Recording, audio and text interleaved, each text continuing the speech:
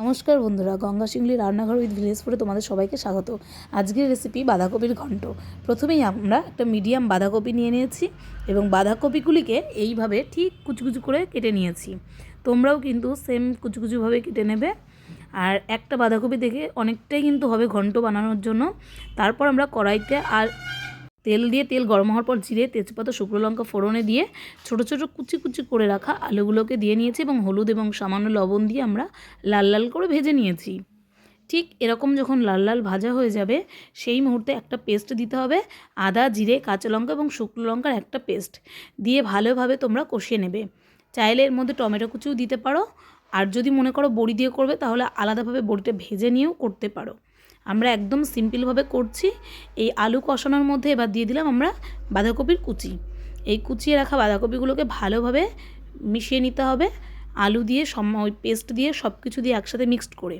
এবার আমরা সামান্য হলুদ গুঁড়ো দিয়ে দিলাম এবং সামান্য পরিমাণে লবণ দিয়ে দিলাম। তোমরাও তোমাদের বাঁধাকপির সাইজ অনুযায়ী পরিমাণ মতো লবণ দিয়ে নেবে।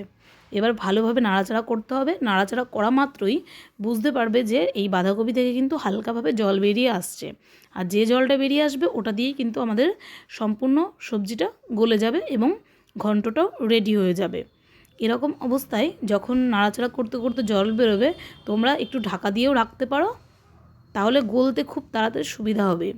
এবার কিন্তু এর মধ্যে একে একে দিয়ে দিচ্ছি সামান্য পরিমাণ চিনি এবং লাস্টে আমরা দিয়ে দেব গুঁড়ো গরম মশলা। আর গুঁড়ো গরম মশলা দেওয়া হয়ে গেলে আমাদের রেসিপিটা একদম রেডি।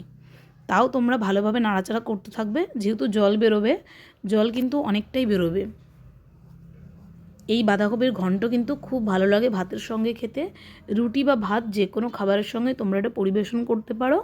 আলুগুলোও গলে গেছে, লাস্টে আমরা দিয়ে দিচ্ছি গুঁড়ো গরম মশলা।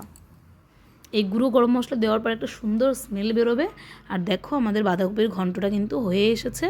এখন আর জল বেরোচ্ছে না, কারণ বাঁধাকপিটা সম্পূর্ণ রান্না কমপ্লিট হয়ে গেছে।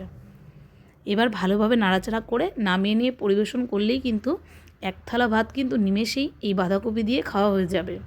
তোমরা লুচি, রুটি যে কোনো সবজি দিয়ে বা যে কোনো খাবারের সঙ্গে এই বাঁধাকপির ঘন্টটা খেতে পারো।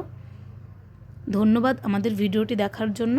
আর আমাদের ভিডিও যদি তোমাদের ভালো লেগে থাকে তাহলে লাইক, কমেন্ট, শেয়ার করতে ভুলবে না। আর আমাদের চ্যানেলকে সাবস্ক্রাইব করে পাশে থাকা বেল আইকনটি অবশ্যই প্রেস করে দেবে।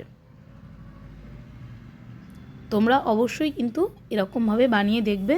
খুব সিম্পলভাবে বানানো এই বাঁধাকপির রেসিপি সবার কিন্তু বাড়িতে খেয়ে খুবই ভালো লেগেছে। ধন্যবাদ।